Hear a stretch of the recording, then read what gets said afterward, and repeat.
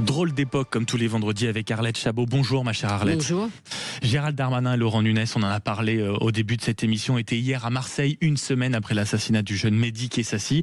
Et donc les ministres respectivement de la Justice et de l'Intérieur ont encore une fois répété la détermination du gouvernement à lutter contre le narcotrafic. Et les Marseillais, c'est le moins qu'on puisse dire, commencent à avoir un tout petit peu l'habitude de ces visites ministérielles. Oui, ils ont l'habitude de ces visites, évidemment. Si vous considérez Gérald Darmanin, il s'est rendu à 30 reprises dans la ville de Marseille pendant qu'il était ministre de l'Intérieur. Et aujourd'hui, Laurent Nunez annonce lui-même qu'il ira tous les mois dans la ville pour constater effectivement les progrès qui seront faits dans la lutte contre le narcotrafic. Alors, il ne faut jamais oublier que Marseille est une ville qui est malade et depuis très longtemps. C'est une ville qui souffre, qui est en retard, d'où le fameux plan déployé par Emmanuel Macron, Marseille en grand, pour rattraper tous les retards en matière de logement, d'éducation, de transport, pas seulement donc de sécurité. Il ne faut pas oublier non plus que Marseille est une ville qui a été marquée par le grand banditisme. On revient au siècle dernier, aux années 30, et en matière de drogue, eh bien, il y a eu, on s'en souvient, la French Connection et le premier assassinat politique. On était en 1981, l'élimination d'un juge d'instruction, Pierre Michel, qui avait fait du combat contre la drogue son combat. À l'époque déjà, on parlait de bascule. Alors vous voyez, aujourd'hui, on est en 2025.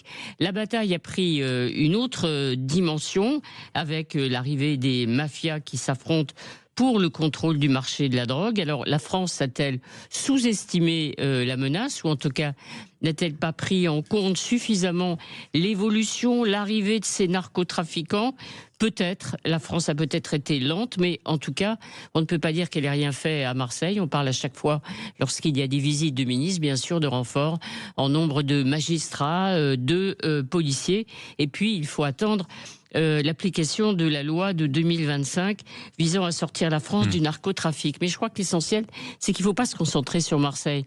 Le problème aujourd'hui, c'est que c'est toute la France qui est évidemment touchée par l'explosion du trafic de drogue. 8 communes sur 10, dit-on aujourd'hui. 8 communes sur 10, c'est-à-dire des grandes villes, comme des toutes petites villes, c'était 54% en 2016, vous voyez, 8 sur 10 à 54%. C'est absolument partout sur le territoire. Absolument partout sur le territoire, avec des villes qui effectivement sont particulièrement visées. On pense aux villes portuaires, où là, ce sont les dockers qui sans doute ferment les yeux, on le sait, sur des containers chargés de drogue et qu'ils oublient de vérifier, et c'est un vrai danger. Oui, et puis surtout, ça vient poser la fameuse question de la corruption qui inquiète notamment en vue des municipales. Mais quand on vous écoute, Arlette Chabot, on a vu Marseille, on a vu à quel point ça s'étalait partout sur les territoires. Est-ce que pour vous, au sein, on va dire, de la classe politique française et même au sein peut-être de la population, la France a suffisamment fait de la lutte contre le narcotrafic sa priorité?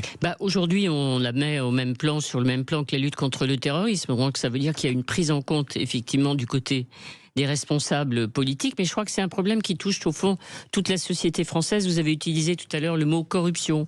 La corruption, ça veut dire que si les narcotrafiquants arrivent à infiltrer l'État, il n'y a plus d'État et il n'y a plus de République. Donc il y a la menace sur le terrain et un État qui ne fonctionnera plus parce qu'il est entravé, on le sait, par des représentants de ces mafias.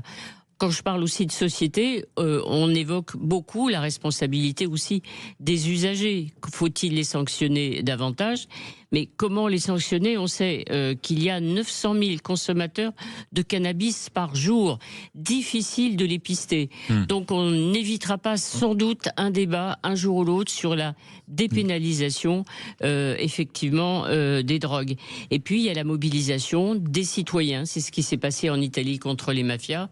On verra notamment samedi, demain, à Marseille, combien de Marseillais, combien d'autres Français viendront sur place, non seulement rendre hommage à ce jeune garçon qui a été tué il y a une semaine, mais qui répondront à l'appel d'Amin Kessassi, qui lui, malgré les menaces, a décidé de continuer à parler. Et puis la lutte contre la mafia, on voit aussi sur le territoire avec ce qui se passe du côté de la Corse, on voit bien quand même que ça vient de la population, la mobilisation contre les mafias. Et vous avez raison, on le suivra notamment sur Sud Radio, la grande mobilisation marche blanche, bien sûr, dans le cadre du meurtre du frère d'Amin Kessassi, qui a malheureusement rythmé l'actualité de cette semaine. Merci beaucoup Arlette Chabot pour votre regard sur l'actualité. On posera aussi quelques questions sur le sujet à Clément Beaune, mon invité politique, au commissariat à la stratégie et au plan. Est-ce que dans les prochains mois, dans les prochaines semaines, est-ce que le plan va tout doucement se pencher sur les sujets de sécurité, eux qui veulent penser la France en 2035 et à 2050 à 8h15. On ouvrira certainement sur ce sujet dans un instant.